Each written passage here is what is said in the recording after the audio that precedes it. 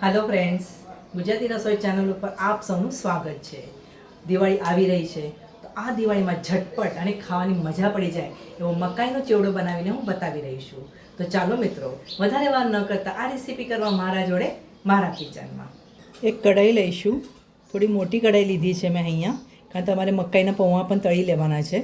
આ કઢાઈમાં આપણે થોડું તેલ લઈશું। તેલ ગરમ થાય કે તમારે એમાં શિંગદાણા નાખવાના છે। અહીંયા મેં અડધી વાટકી જેટલા શિંગદાણા લીધા છે। શિંગદાણા તમારે, એટલે હું તમને બતાવું છું હમણાં, એ રીતે તમારે એને તળી લેવાના છે।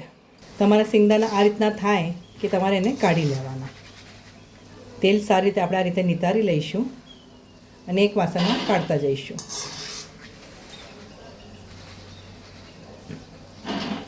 ત્યારબાદ તમારે આ રીતે દાળિયા લેવાના છે, અડધી વાટકી જેટલા, એ પણ તમારે ફ્રાય કરી લેવાના છે। આ રીતે આ બધા તમારે લાઇટ બ્રાઉન કલરના ફ્રાય કરવાના છે, ક્રિસ્પી થવા જોઈએ।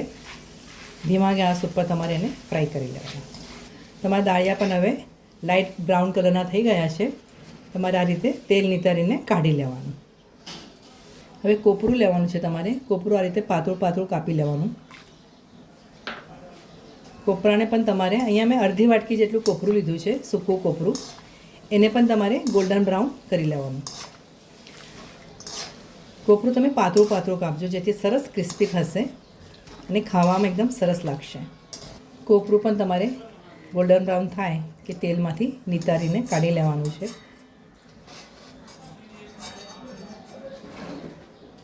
આ બધું જ આપણે એક જ વાસણમાં નાખતા જઈશું।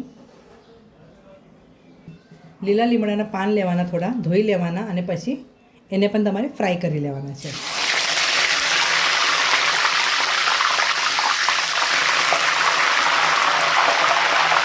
અહીંયા મેં શિંગદાણા નાખ્યા છે, દાળિયા નાખ્યા છે, સૂકું કોપરું નાખ્યું છે, લીલા લીમડાના પાન નાખ્યા છે। આ તમે તમારા સ્વાદ પ્રમાણે વધારે ઓછું કરી શકો છો। આમાં કોઈ એક ચોક્કસ પ્રમાણ નથી, તમને જેવું ભાવે એવું તમે વધારે ઓછું રાખી શકો છો। ખાલી તળતી વખતે તમારે એને સરસ ક્રિસ્પી ફ્રાય કરી લેવાનું છે, જેથી ચેવડો ખાતી વખતે એનું ફ્લેવર ઘણું સરસ આવે છે। લીલા લીમડાના પાન તમારા હવે સરસ ક્રિસ્પી થઈ ગયા છે, એને પણ તમારે આ રીતે હવે તેલમાંથી નિતારીને કાઢી લેવાના। હવે આપણે આ ગરમ તેલમાં મકાઈના જે પૌવા હોય છે એ નાખવાના।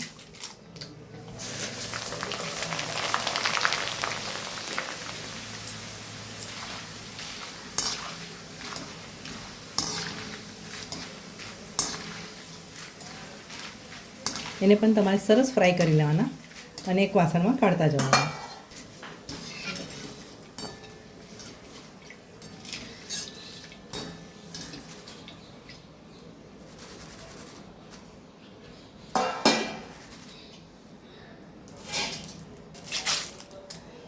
મિત્રો, આ ચેવડો બનાવતી વખતે મેં અડધો કિલો પૌવા લીધા છે, મકાઈના જે આ પૌવા આવે છે ને એ। આ ચેવડાનો મસાલો હું ઘરે બનાવી રહી છું, એ માટે આપણે મિક્સરનો કપ લેવાનો છે। એમાં આપણે 2 ચમચી ખાંડ નાખીશું,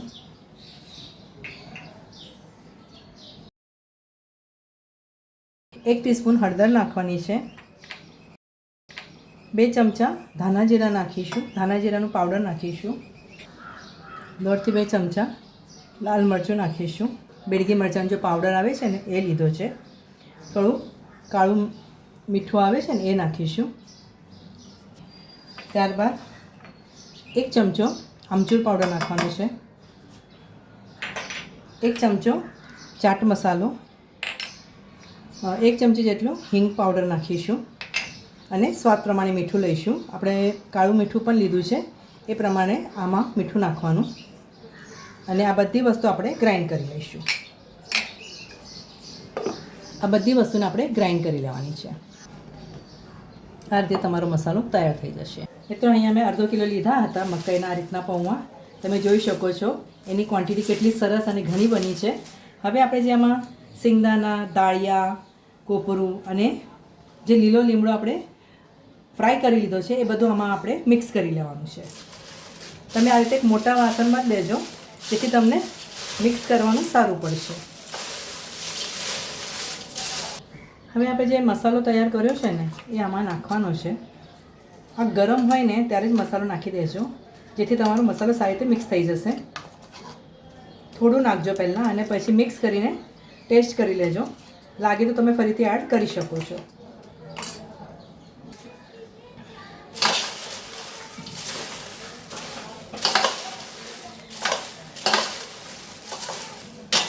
હવે આ થોડું ઠંડુ થાય ત્યારબાદ એને તમે એરટાઈટ ડબ્બામાં ભરી લેજો. ગરમ ના ભરશો, થોડું ઠંડુ થાય ત્યારબાદ જ ભરજો. સરસ મજાનો ક્રિસ્પી મકાઈનો ચેવડો ખાવા માટે તૈયાર છે.